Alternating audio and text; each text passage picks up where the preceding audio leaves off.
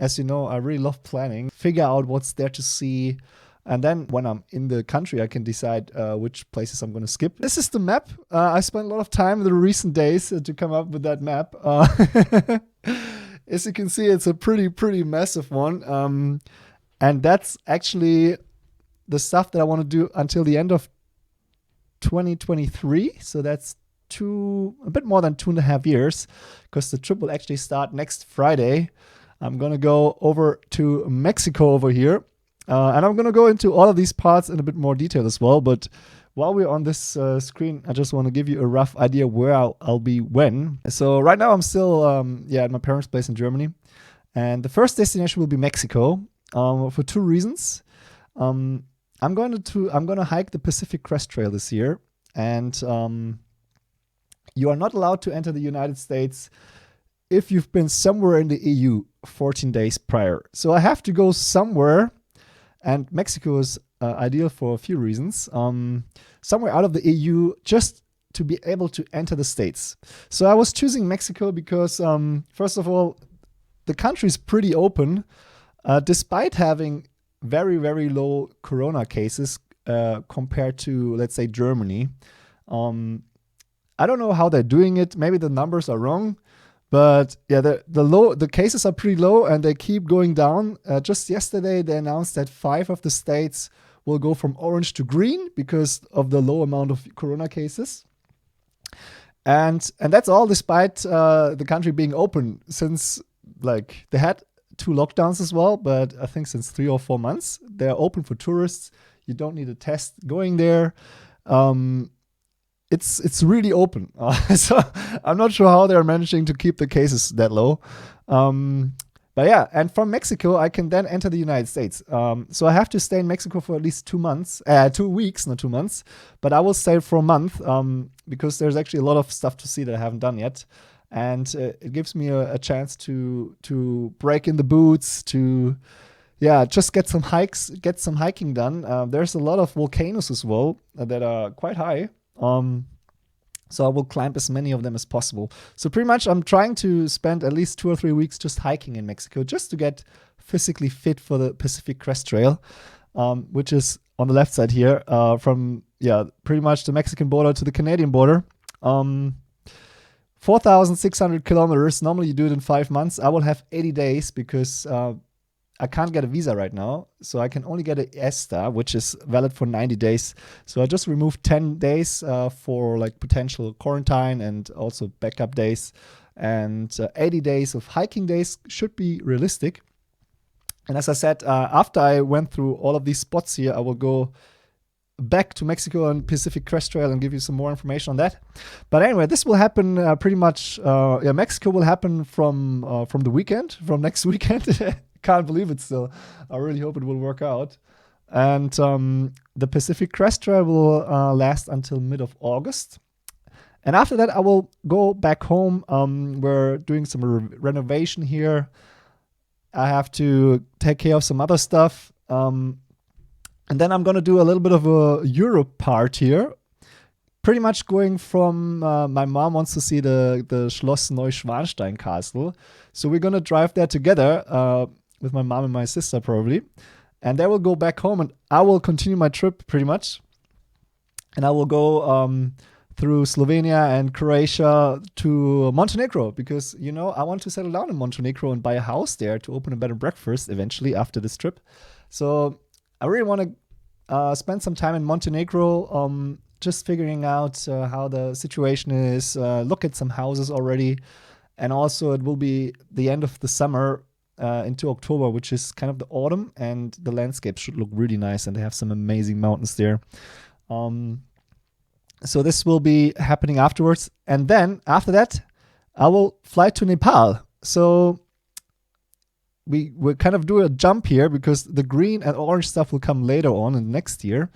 But from the Europe part, I will go to Nepal first. So this will still happen this year in November and December, which is kind of the best trekking time after the monsoon season. So I'm going to go to Everest Base Camp, Makulu Base Camp, a bunch of stuff. And Nepal is also one of the countries where I can already tell now that I can get in there with a vaccination. And the vaccination is also a reason why I'm going back to Germany, because I want to get the vaccination either in Germany if it's available, or since the United States, they're so far ahead with vaccinations. If I'm able to get a Johnson & Johnson shot somewhere, I will take that because it only requires 1 shot instead of 2. So ideally, I would be vaccinated in the United States already, because a lot of countries will require a vaccination, and Nepal is one of them. So Nepal, if you don't have a vaccination, I think you can still go in, but you have to quarantine for 2 weeks, and that's just a no-go. Like, it would just ruin traveling. But hopefully with the vaccination, everything will be much better.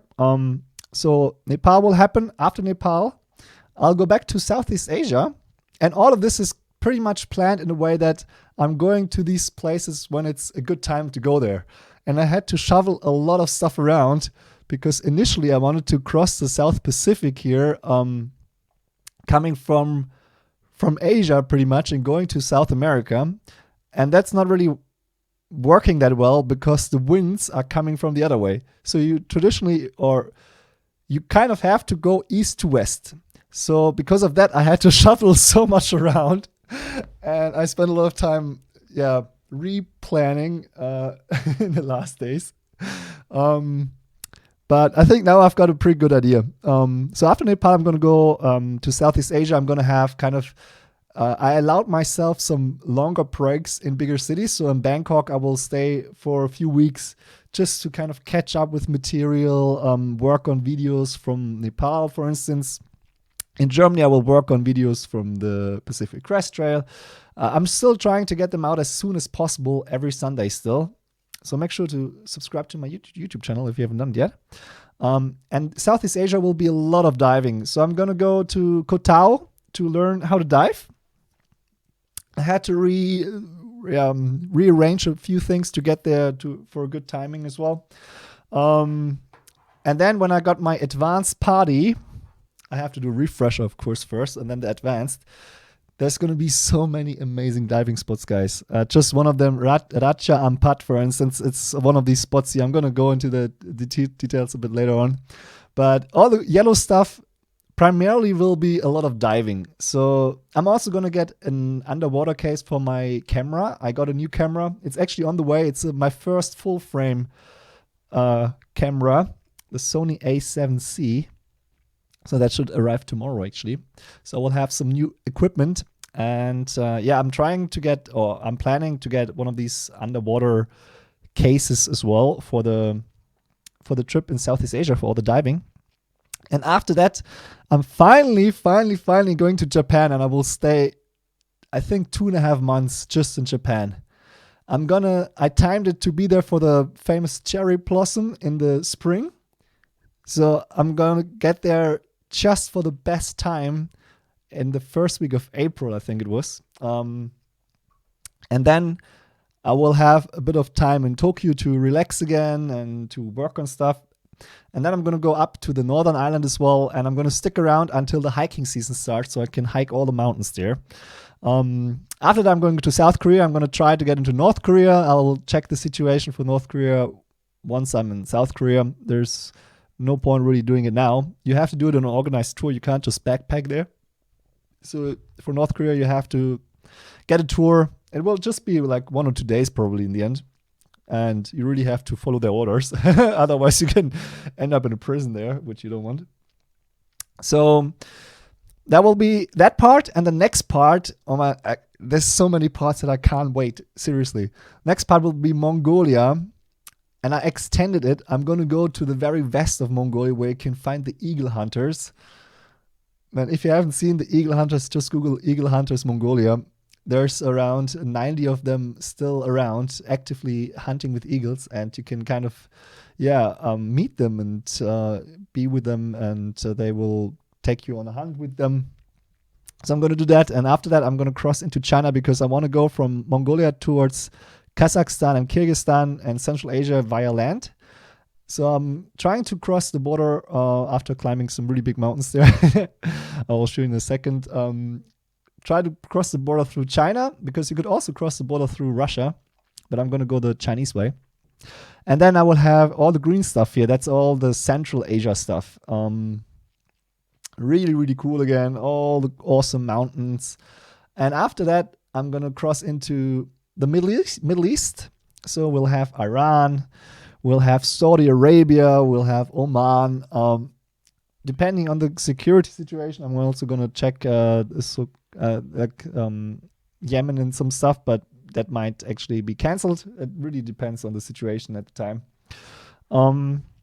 Yeah, and after that, I will go home for Christmas. Actually, that will be Christmas 2022, and after that, I will continue to Africa, and that's actually the stuff that I just planned today. So I'm finally gonna visit West Africa, which will have a lot of countries. There's so many countries in West Africa. After that, I'm gonna start here, kind of in the center for the gorilla trekking. I want to do the gorillas as soon as possible because every day they charge like $100 or $200 more. Now I think it's $1,600 for a 3-hour gorilla tour. If you do it in Burundi, if you do it in Uganda, I think it's still $800, but it's getting more and more expensive each year. So I'm going to do that first. And also, you kind of have to do it in February, roughly around February, while the rest of the stuff is really bad for February. And also the west of Africa is really good for the first quarter of the year, January to February. That's like and March as well. So that's why I'm going here first, then to the west coast. And afterwards, I'm going to do the lower east coast, which is best from April, May onwards, including Madagascar, which will be really nice. And finally, after that, I'm going to cross over to South America again, do some hiking in Peru. The Venezuela stuff, it really depends. I should ideally be there in October. It's still on this map, but maybe I'll just do this part here and then come back for the rest. Because from Peru, I'm going to go into the Pacific. Ideally, I would like to go to Easter Island as well, but I really have to check if I can fly to Easter Island, and then from the Easter Island onwards to French Polynesia, which is the point here in the furthest right here. And then I'm going to start the sailing. So this will be a 3 to 4 months of sailing through so many beautiful islands. You can't even imagine how many beautiful islands there are in this area. And Papua New Guinea will be after that. And then going back to Australia, I still have to go to Tasmania and the south. I've been to Australia, I've been to the north, the east, and the west, but not to the south yet. So I'm going to kind of go back for that. And yeah, this will be pretty much the end of the trek. I think after that, I'm going to fly out through the Maldives and come back for Christmas 2023. There's still some more stuff that I want to do, like, for instance, all of that around Cuba. That's still missing. I want to go to Alaska. But the thing is, like, Alaska, it's only really good in the summer months. So I would have to wait until summer 2023. And probably I will do some stuff in between. But yeah, that's the general flow. So I'm going from Germany to Mexico and the States, then back here, then towards Nepal, and from Nepal to Southeast Asia. From there, north to Japan, then to Mongolia, Central Asia, Middle East, back home to Germany. I really have to get a new passport then. That will be my 4th passport, because by the time I'm done with all of this, my passport will be completely full. It's still valid until 2026, but right now it's already 60% full. And for Africa, you need a lot of free space in your passport, because they stamp like huge stuff into your passport. You need like 2 or even 3 pages for a country. And all these countries in West Africa, they're also really expensive in terms of visas, between $100 and $180. Some of them, you don't need a visa, but most of them you need one. So I definitely need to spend some time in Germany to get a new passport.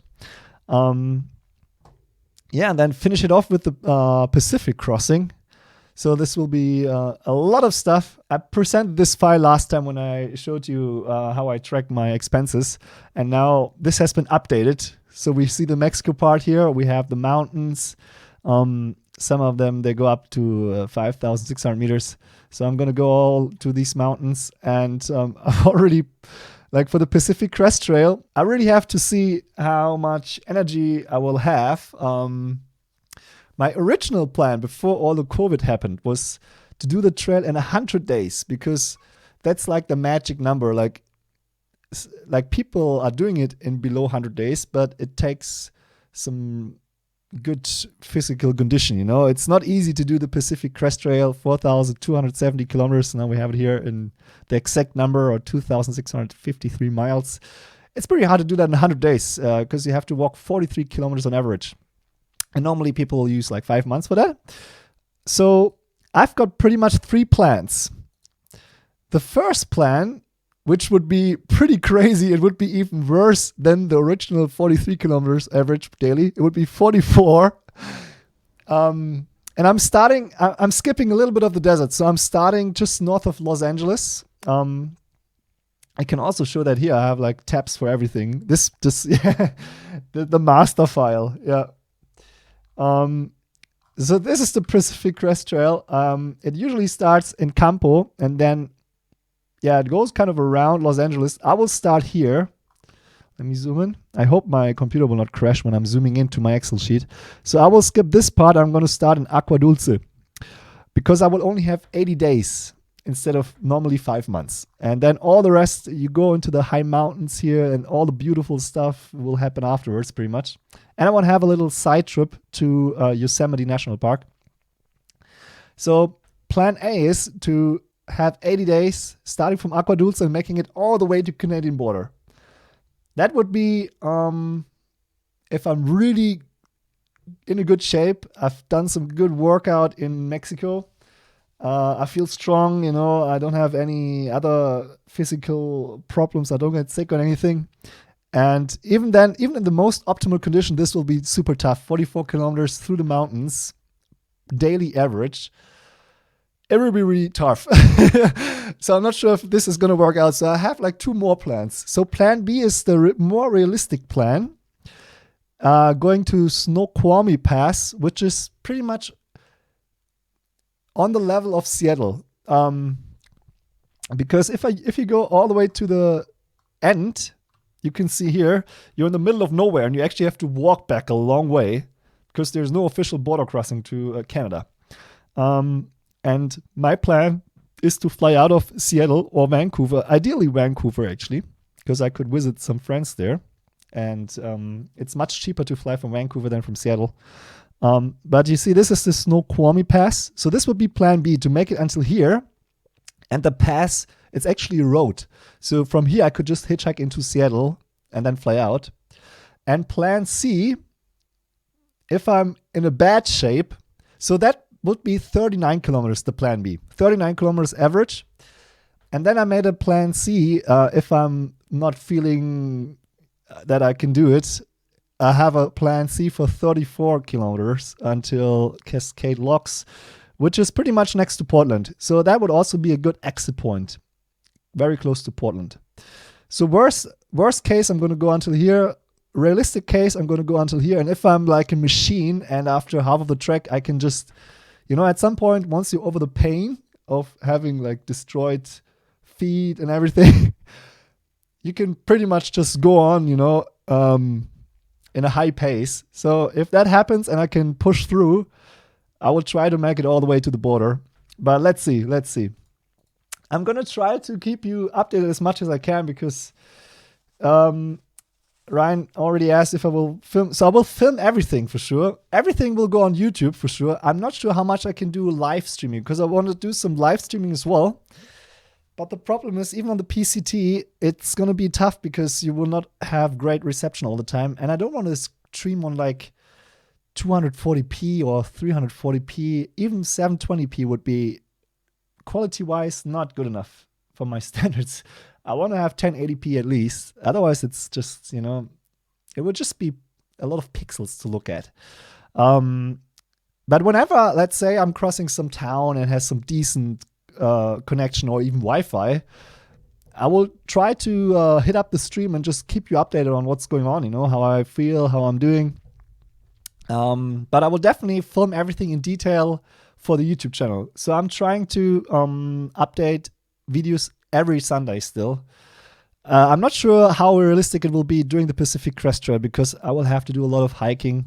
But in all the other places, this is extreme. Like these 80 days will be not like the rest of the trip, you know? It will be a lot of hiking and a lot of not having internet, a lot of not having electricity. So I really have to see how frequent I can update you guys, but I'm going to try my best to do it as much as I can.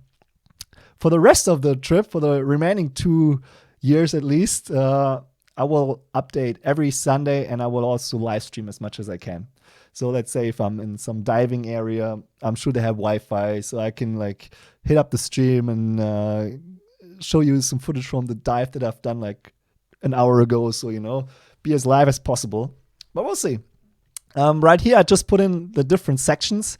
So if you look at the map, you can see they broke it down by sections. So you have California section K for 64 miles from this point to this point. So I just used these sections as a way to give me a chance to slowly pick up the pace. So you can see in the beginning, I'm going to start with like 30 kilometers per day. Then I'm going to go 35. It also depends. I really like planning. So I checked Google Earth. I checked which ones has the most altitude gains and losses. So some of these will be a bit slower. And then towards the end, you will not see any 30 kilometers days anymore. I really have to pick up the pace. So here we got 44, 40, then I'm going up to 45 to 50, 48, 58. I think this section will be, because it's relatively flat, from what I can see, at least on Google Earth.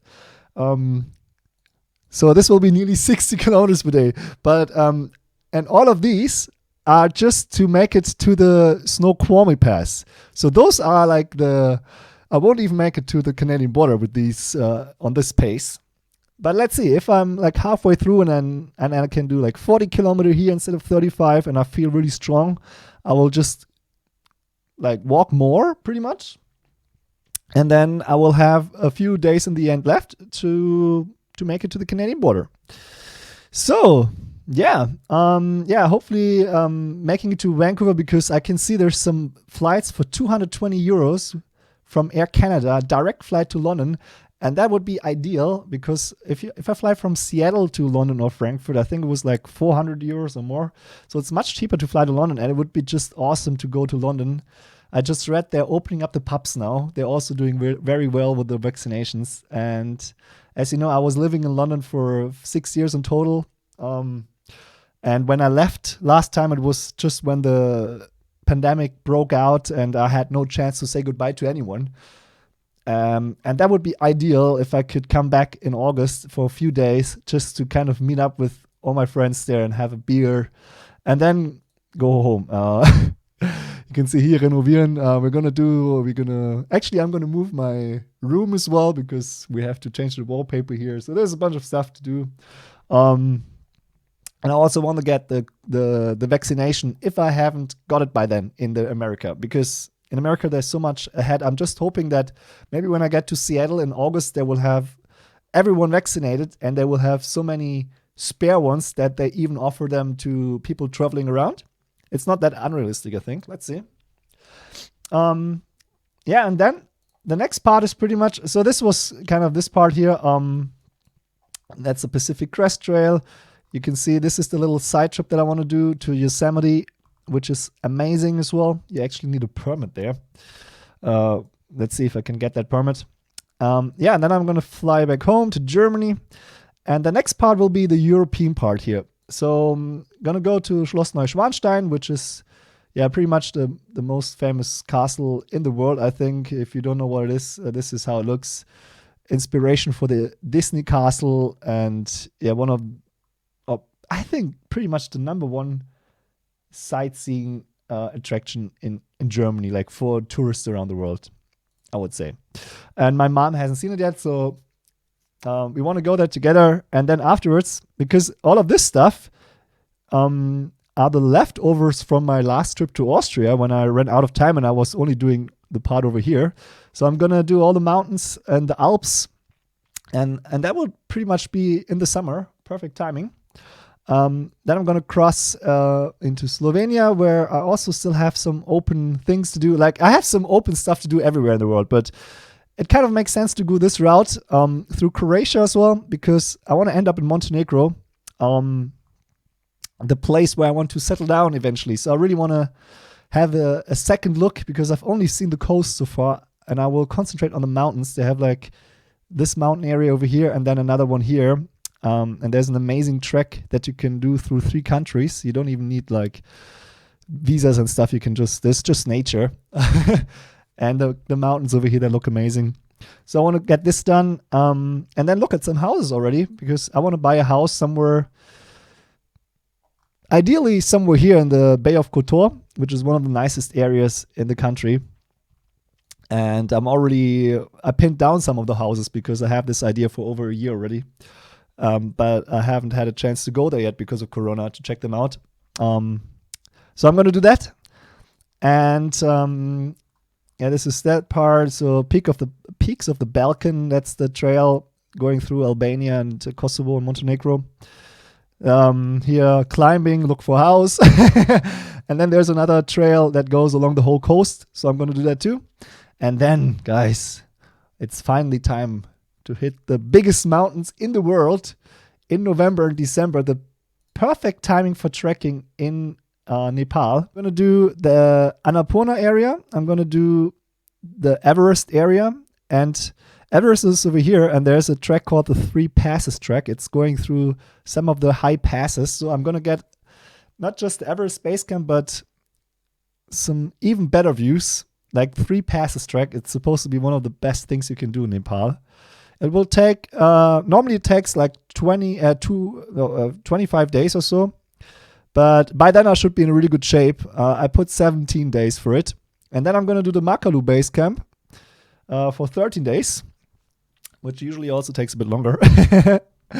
But yeah, and after that, I'm going to go into, Thailand. I haven't seen Chiang Mai in the north yet, so I'm going to do that. And I'm not sure where I'm going to spend Christmas and New Year's, but I'm pretty much just going to chill out a bit here, get a Thai massage maybe after all the hiking, probably that's needed. And then I'm going to go down here to Koh Tao for the diving. And right after, I'm going to have some really good islands. So over here, there's not so much nice stuff under the water, but down here, it's getting really good. This part will actually happen a little bit later on my way out again. I really hope you can still hear me. So I'm going to do all the diving. And then, the best diving will be, probably this place here. I have to show you a picture. Probably one of the best places in the world to dive. And even if you don't dive, just by the way it just looks absolutely amazing. Why can't I see my own stream anymore? I should have Wi-Fi now. It's really expensive there as well.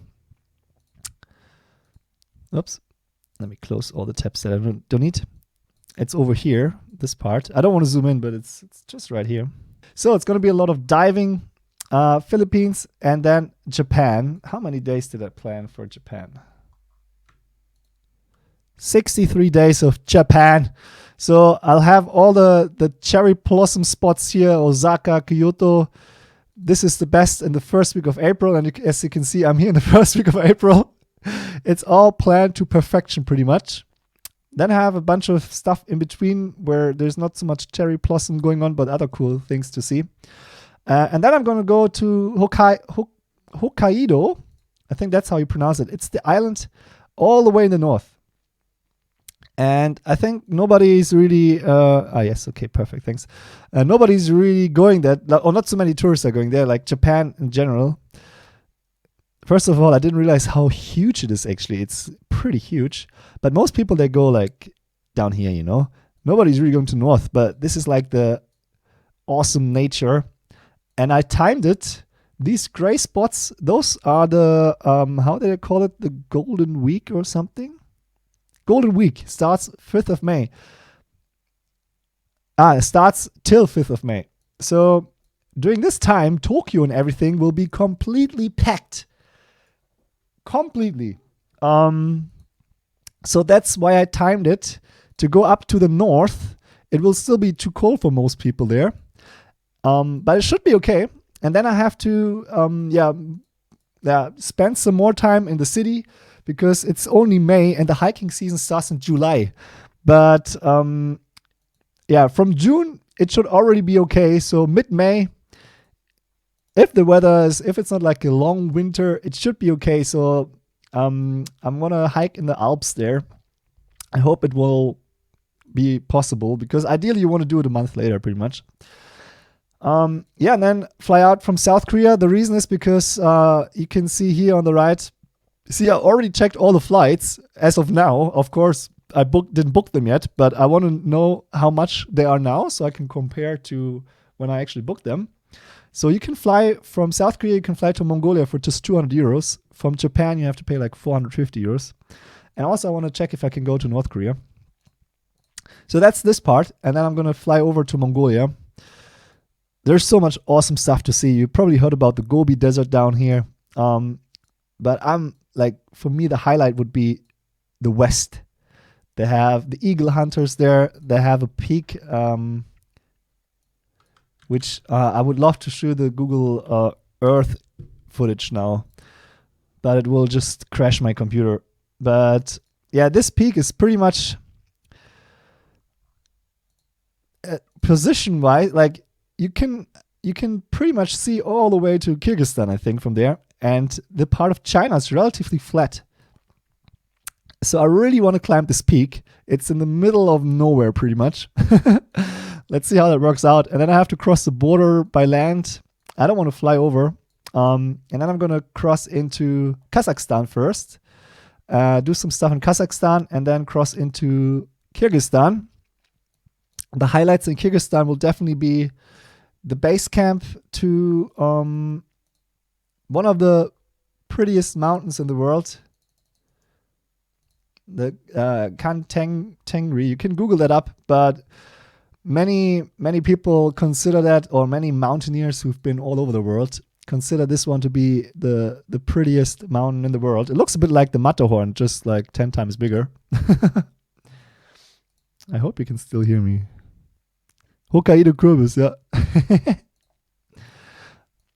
And there's a lot of more stuff, including my highest peak, Lenin Peak, which will be coming up down here. So this is the hike to the base camp of that beautiful mountain, pretty much. And then I have Peak Lenin, 7,134 meters. I've been to 6,000 meters 3 times now. I've never been to 7,000 meters, so this will be my first time. And it's also one of the easiest 7,000 meter mountains in the world. As you can see here, everything is completely planned out. I want to try to see if I can do it without a tour. I will also hopefully, because I'm getting the question in the chat now, will you travel alone? People are always welcome to join me, and I have some climbing or hiking buddies, pretty much, that will hopefully join for this part, because when you go to more serious, and also like the part over here, like in Mongolia, for instance, because it's really remote, and everything that's remote, you don't want to be alone, just in case you really break your leg or something. It's good to have someone else that can take care of you and call help, especially if you're in an area where you don't have reception and you would have to walk somewhere to get reception. So for these places, I will definitely have someone with me. I'm not going to do the more serious stuff alone. That would be pretty dangerous. Then I'm going to do the Pamir Highway through Tajikistan. It's also really famous. It's pretty much it's the road here. This is Peak Lenin, and then the road down here, that's the highway. One of the nicest roads in the world. There's some more awesome landscape stuff to see here. And then I'm going to try, if the security situation is okay, I'm going to try to go into Afghanistan, but just to the very north. So you see, Afghanistan is really dangerous, especially right now. Every week they have bombings there right now. So you shouldn't really, and they also recommend to fly everywhere. You shouldn't really take any of these roads. Really dangerous. But pretty much the safest place of all of Afghanistan, apparently, based on my research, is the north. And they have this mosque, which just, it looks so amazing. I really want to see this mosque. With the blue colors. I really hope it's going to work out. And that's pretty close to the border. So I hope that I can make it there. I will pretty much just cross the border, go there, stay a night, and then go out again. I had some other plans to go to the middle, but I'm going to skip that probably. And also I'm going to, when I'm here, I'm going to check the situation as well again. So let's see. It would be nice if it works out. And then through Uzbekistan and Turkmenistan, there's a really cool place, the Usturt Plateau, which is really, really isolated and has some amazing landscapes.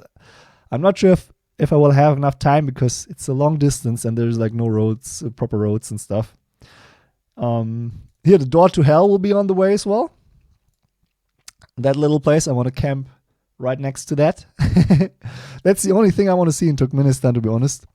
And then I'm going to cross down into Iran. And Iran then will be the Middle East. So we're going to go from Central Asia to Middle East. There's another mountain I want to climb, which is also nearly 6,000 meters. And then go into Azerbaijan, pretty much just to tick it off, I have to say. Oman, I'm looking really forward to Oman. They have some awesome caves there. Saudi Arabia, I'm actually looking forward as well. They're open now. I would like to go to Socotra Island as well, which is in Yemen. Right now, that would be a no-go because it's too dangerous. But let's see. This will be, in the not that far future, but still 1.5 years from now. So I'm going to see if I can go to Socotra, which looks amazing. I'm not too interested in the rest of Yemen, to be honest, because it's really dangerous, Yemen. There's a bunch of dangerous places, and you can actually see, like, I haven't been to this part here, but Sudan, South Sudan, Somalia, Chad, Congo, all of these places are really places where you should only spend the minimum amount of time. Other places like these small ones over here would be nice to see, but I want to do them at some point when it's a bit safer to go to these currently unsafe places. I want to do them all in one trip. Because eventually I have to go there if I want to see all the countries in the world. But I will save them for the very end. There's still so much else to do, as you can see on this map here, before I get there. North Korean has only guided tour possible. Yes, exactly. I was referring to that earlier. So North Korea is also on my list, but you have to do a guided tour. You can't go there independently. Why do you risk dangerous places and don't wait until it gets better? Yeah, that's what I just said. So all of these places, you can see there's no mark on it. I'm going to save them for later. I'm not sure how late. But yeah. I don't have to see all the countries after this trip. So I checked. This trip will be 80 countries and 56 of them will be new countries. So after this trip, I would be at around 170 out of 195 countries. So the last 25 would be stuff like, Somalia, Yemen, Sudan. Over here we have Iraq, Syria. Some stuff that you really don't want to go if you don't have to. So I'm going to save all of that for later. When was Afghanistan safe the last time? Pretty much never, I think. Christmas 2022, I'm going to go home as well. And you can see here, get new passport, need lots of pages for West Africa. So you know what's coming up next. I'm going to fly down straight into Uganda. I'm going to spend New Year's here, actually. I heard it's pretty cool over there. And I've never spent New Year's in Africa. And over here, you will have the chance to see the gorillas. And gorilla trekking is one of the things that must be so magical and so awesome. And it's also really expensive. And every year it's getting more expensive. I think now it's around $900. A few years ago, it was like $500. So by the time I get there, I'm expecting it to be like $1,200 or so, the cheapest version. You can also do it for double that, actually. So I'm going to do that here because Africa is a bit tricky in terms of planning. Ideally, you would think I could just go down south, and my original plan included Tanzania as well, to go just down south. But then when I checked for the best time to go to like Madagascar and Mozambique, you don't want to be here in March, February, because it's the rainy season. So instead, it's best to go here around May or June. So what I did is, and over here, this part is actually best for January, February, for the gorillas. So I really have to time it for the gorillas first. And for the rest of the first quarter of the month, I'm going to go to West Africa, which is also only really dry when you're going between January and April. And there's so much stuff to see.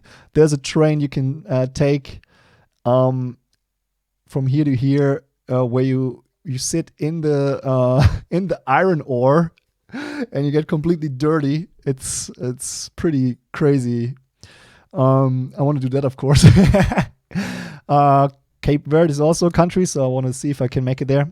I'm pretty much going through all the countries here, and there's so many. Let's see. Just this part would be 1, 2, 3, 4, 5, 6, 7, 8, 9, 10, 11, 12, 13, 14, 15. It's like 17, 18, 19 countries here.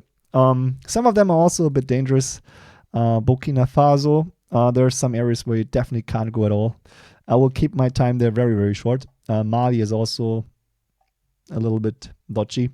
All of this here along the coast is pretty safe. People are very friendly. There's no big danger of being kidnapped or anything like that. There's no terrorist organizations. They are like in Burkina Faso, for instance, or like over here, but along the coast is pretty safe. It will take a bit of time to get from A to B, because the roads are the most important part here, because the roads are the number one danger in these countries. They're really bad, especially in the wet season. And but I'm going to come in dry season, so hopefully it will be okay. And there's some stuff here. The reason I'm going here as well is because there's just one, like this peak. I really, really want to see it. I saw it on some magazine. I actually think it's not that touristic yet, but just the way it looks, it looks so surreal. I want to see that thing in real life. And that's also an independent country here, Sao Tome and Principe. I'm not sure how to pronounce it correctly, to be honest. Yeah, and then from over here, probably from Cameroon, I will fly down to, straight into Malawi. And then do the rest here. Come to Madagascar, which is also something I can't wait to see. We'll have to see if I can also go to Comoros and Mauritius, or Comoros, because these are also independent countries that I want and have to tick off. Réunion, that's France, so I don't have to go there. But the other one, since I'm so close, I will see if I can maybe I'm able to find a sailboat leaving Mozambique, because just flying, the cheapest flights to Madagascar are from South Africa, and the cheapest one-way flight from South Africa, look at the distance, is $300, and it's really not far away. Madagascar, not a cheap place to go, but maybe if I'm super lucky, I can maybe get a sailboat. That would be awesome. Let me quickly check if you can still hear me. I'm not sure if I'm still live. I don't see anything else in the chat now. But it didn't crash yet, so it should still be okay. Yeah, so this is all the Africa stuff, Mozambique, Madagascar. And then, this part is a little bit, everything fine, awesome. So, as I said, originally I wanted to cross the Pacific, but from west to east. Then I found out that the trade winds are going east to west. So it will be much, much easier to sail all of this going east-west. So I had to change everything around. So now I have to get from Africa towards over here where I want to start. So in between, obviously, we have South America, and there's still some stuff in Peru that I really, really want to do. Some awesome mountains. So I'm going to try to find a flight. Probably have to fly through Brazil. South Africa to Rio will be the cheapest connection, and then I can go from Rio over to Lima. And then I have to say there's Easter Island as well here, which I would love to see as well, but it's just so far out of the way, and it will be tough to get a sailboat from here because the boats, just to give you some background, because I've done research on that as well. So all the people that are crossing the South Pacific, they pretty much all start in Panama.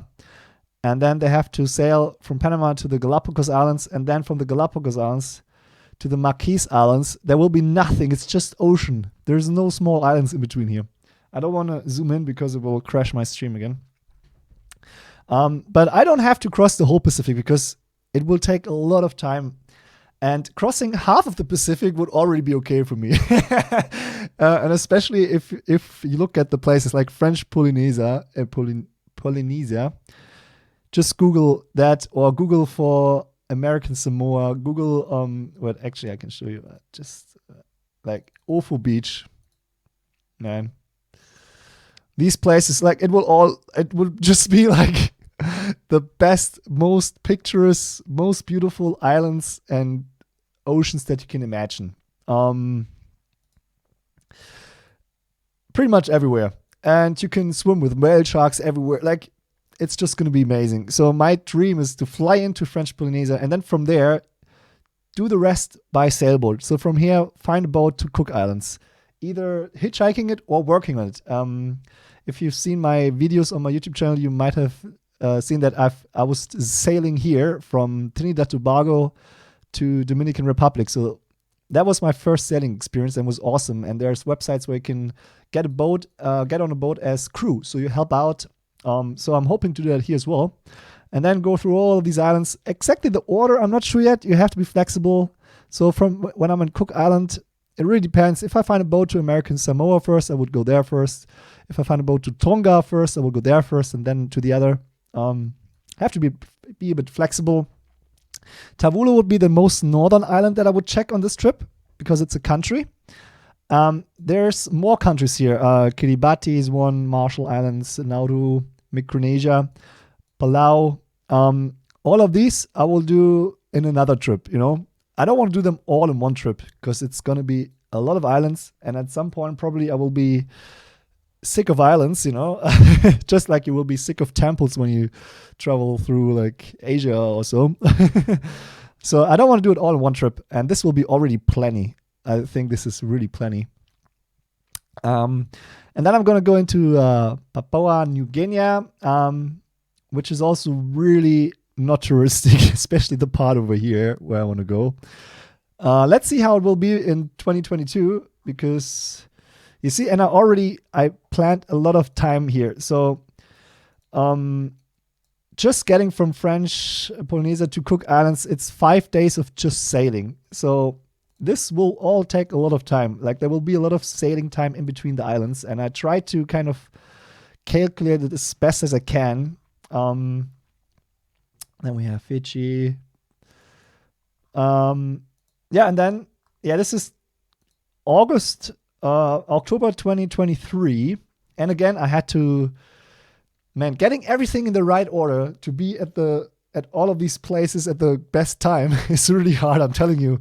Like getting these sheets together, I think I'm an expert planner by now. Maybe I should make a business out of it where I plan trips for other people because I think I pretty much know where to be at what spot in the world at which time now. And then I want to go to Australia because I want to check out the rest over there. Huh? Hey, did he come in now? Wait, the cat is here. Yeah, that's good. All right, Kali is here. And oops, I want to go to Tasmania. Tasmania, I think, is pretty awesome. So this will be on the list as well. And also from Melbourne or from Adelaide, I actually found a really good flight. Like this is going through Bali, and it was 140 euros. And all of these things are kind of leftover stuff that I couldn't do before. Like it will be all of this stuff over here. I couldn't do it when I get to this area initially, because I have to make sure that I get to the diving spots for the best diving seasons. So I'm kind of doing this on the way up again, if that makes sense. And then I will have a little bit of a stop in the Maldives over here and be back home for Christmas 2023. But that's only 2.5 years. I want to travel 3 years, right? But I have to see, there's more stuff. But for instance, Cuba, and I haven't done the research yet for like Bahamas, Haiti, Jamaica. So this will be more stuff. And Cuba would also spend more time. This was one plan for a situation where I would only have 2 weeks. Then I want to do the Alaska stuff, which I already planned, but I have to wait until the next summer. So this would be summer 2024. Venezuela, it has to be October because I want to see the Catacumbo lightning, and you can only see it in October. That's the only month in the year where you can see it, and it's something you can't see anywhere else in the world. You pretty much have constant lightning strikes all the time. And you can only see it in one specific spot in the world, on a lake in Venezuela, in like 1 or 2 weeks during October. So this really has to be timed. It's also the best season to go to the highest waterfall in the world, to Angels Falls. And then all the way down here, 2025, again in the summer, I want to go to Pakistan to the K2 base camp.